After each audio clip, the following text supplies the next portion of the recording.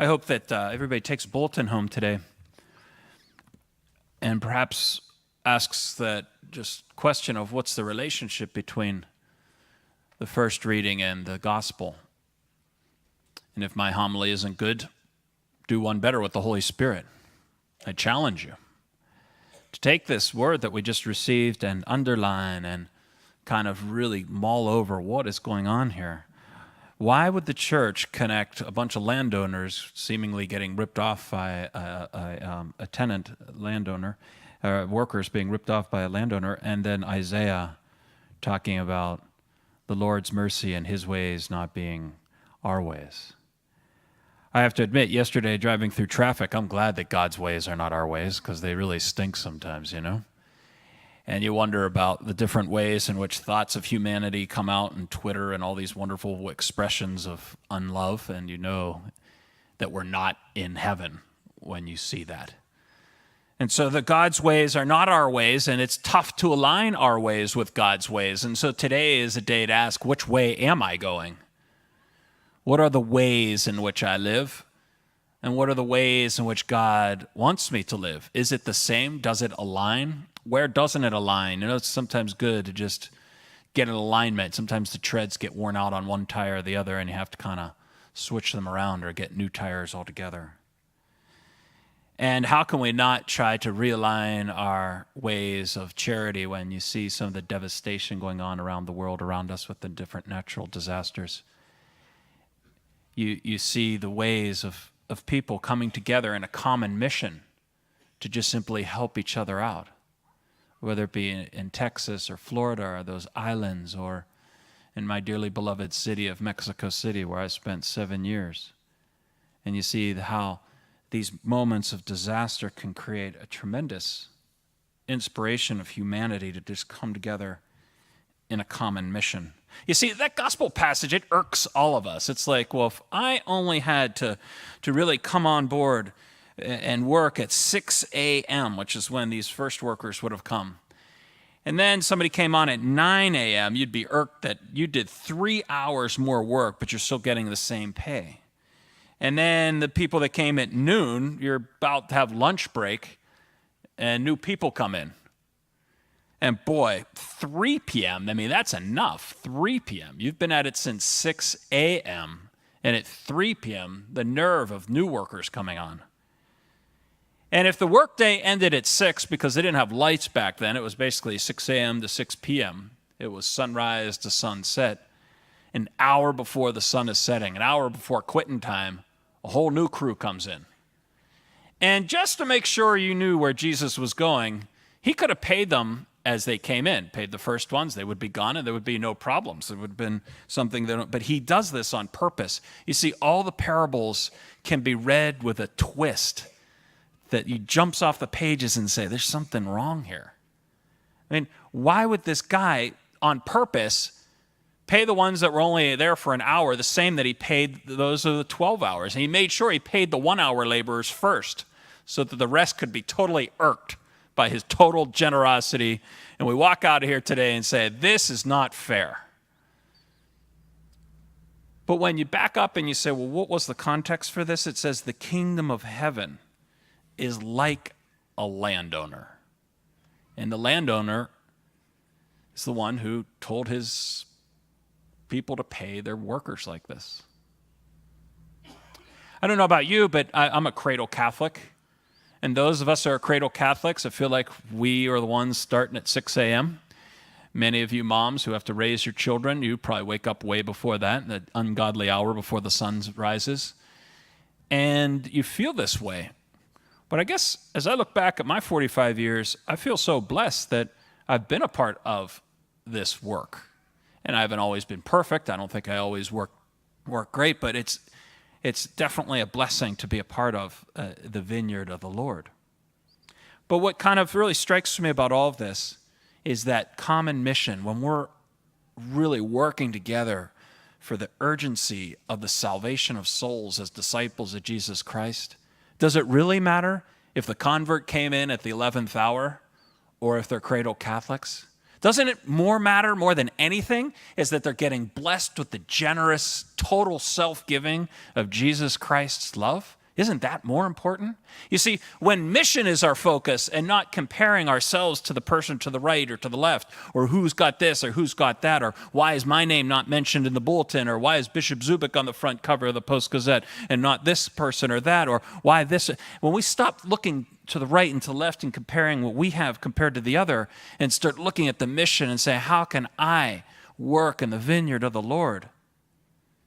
Then we can start to really get excited and see the urgency of what is needed.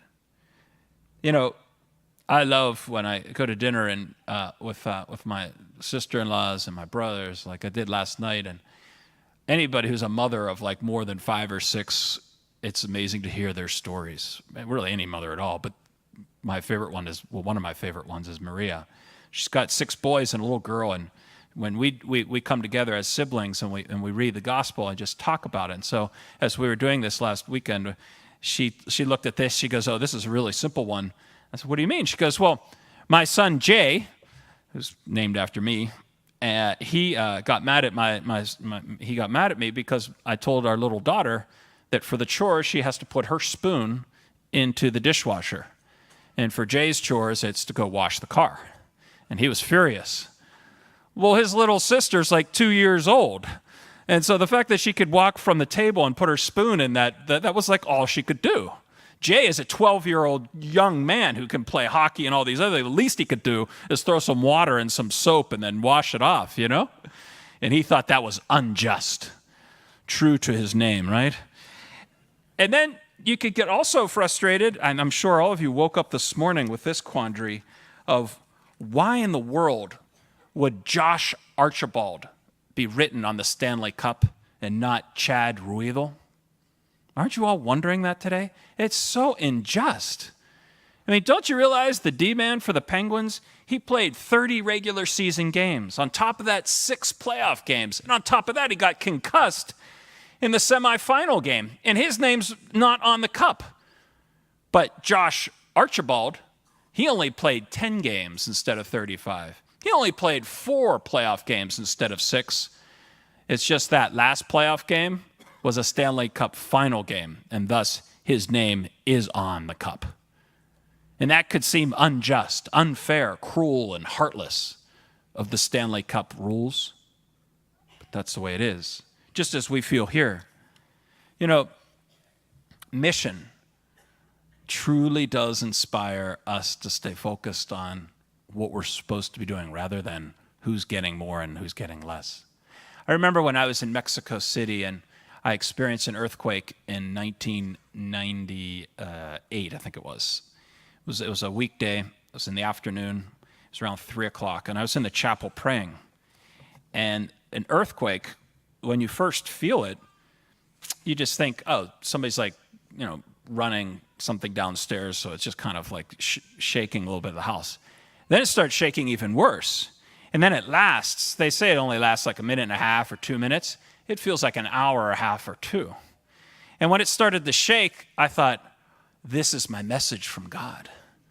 Here I am, the prophet of the Lord. I come to do your will. And the house is shaking, and I'm thinking, yes, just like Elijah heard God in the great mountain. And this is my moment to like be in ecstasy with the Lord as like the house of God is shaking. This is in the chapel praying. And all I said, get out of the house. It's an earthquake. I'm like, oh yeah, of course. And so I walk out, and there was no message there in that. But what you started to see was the people and everybody concerned with each other. The neighbors, and then you hear the stories of like that touching story of 2 or 3 days worth of work trying to remove the rubble. And the only thing you could see was a foot and a hand of a lady in Mexico City the other day. And they have different workers that go through this process of trying to do it. They have a group called topos, which means mole. Mole is that annoying animal that goes into your drainage pipe and stuff. Well, anyway, they named themselves topos because they don't have a fear of going into dangerous, dark spots underneath the earth in order to try to uncover people from the rubble. And wouldn't that be ridiculous? They saved the woman, which was beautiful to see, if they sat there and fought who gets the credit for doing that. There were hundreds of people praying. There were hundreds of people there trying to help out. And perhaps these little guys who go in there, they actually brought her out. Because the urgency and the demand for this mission is so obvious to these people that they didn't care about who's getting credit. They just wanted to save lives. And when you look at these images, that's all the people want to do, is they realize that the drastic moment in which they're living demands incredible amount of sacrifice. And maybe that's what we need to hear today. That as we work and we live, that we see how easy it is for the devil to distract us from the urgency of our mission. It's enough to just pick up the Post-Gazette this morning and see how our dear bishop's celebrating 10 years of being the bishop of our city. And in that article, it talks about these church changes. And within those church changes, which you can actually see today, you see the statistics and you feel those numbers of mass participation and priestly vocations and all those things. And you realize how crazy it is. By late summer, with medical restrictions, the Bishop Zubik was back on the road and rides through the diocese. Between the years 2000 and 2015, writes the Post-Gazette writer Peter Smith today, the diocese saw a 16% decline in members, far outpacing the region's more modest population loss. More dramatically, it saw declines of about 40% in mass attendance and confirmations, in infant baptisms, church marriages, K-8 enrollment is down about 50%. The ranks of the priests at or are close to retirement are expected to drop by half in the next decade. I'm not sure if we need any more earthquakes or any more hurricanes or tornadoes to remind us of the urgency it is right now in our church to truly see the mission of salvation of souls as disciples of Jesus Christ. And if you notice in this gospel today, the one thing that this tenant owner gets frustrated with is what? Being idle. He constantly walks back into the market square and looks at these day laborer people, and some of them are still idle. We shouldn't be irked by the fact that they paid these people, the same wage, whether they worked 1 hour or 5 hours. We should be irked by idleness. In a time when things are crumbling around us and our values and our families, in a time where the church is truly challenged, what we should be irked by is idleness. And maybe it's a good time for us to ask ourselves, are we idle in front of the challenges that our community, that our church, and that our country faces? Maybe that's where we need to look into this gospel and wonder, am I standing around idle? Because let's face it, there are so many gifts that we've been blessed with, so many ways that we can work in the vineyard of the Lord. Today at 2:30 p.m., we're going to be honoring a parishioner of ours, Wayne Crow, in the Manifest the Kingdom Award that the bishop gives out. And Wayne Crow, if you know Wayne Crow, is just a good guy. He's from our community. If you ever met Wayne Crow, he's the most unassuming, normal, just loves Pittsburgh, just loves his family and his church. Wayne Crow is not somebody who you would look at and mistake him to be a candidate for next pope or the next president. He's just a good guy. But you know what about Wayne Crow? It's so interesting is that when he saw our school closing down, he did little kickers, and he continues to do little kickers. He doesn't even know how to kick a soccer ball. And on Thursday nights when many men have been leaving the church and it's hard for people to see the role of the church in their lives, he gets men together, plays basketball with them, and creates this great fellowship down at Alexions with them. And then when he knew that there was a shortage of teachers for our faith formation, he got up there and said, okay, I will teach faith formation. And then when he knew that this movement of combining churches was going to happen, he said, yeah, sure, I'd be on the on-mission team to help try to bring our church together in the way the bishop's asking us to. Eucharistic ministry and so on. I could stay up here forever to tell so many different things that he's doing in our community. And you know what? He's one of those guys that came in at the last hour because he actually is a convert to the Catholicism. But he's not standing around idle. And although none of us are perfect and none of us deserve to be put on a pedestal, we all should ask ourselves, in this gospel passage, are we truly finding the ways of God in us? Are our ways God's ways? And which way can we align our way with God's way?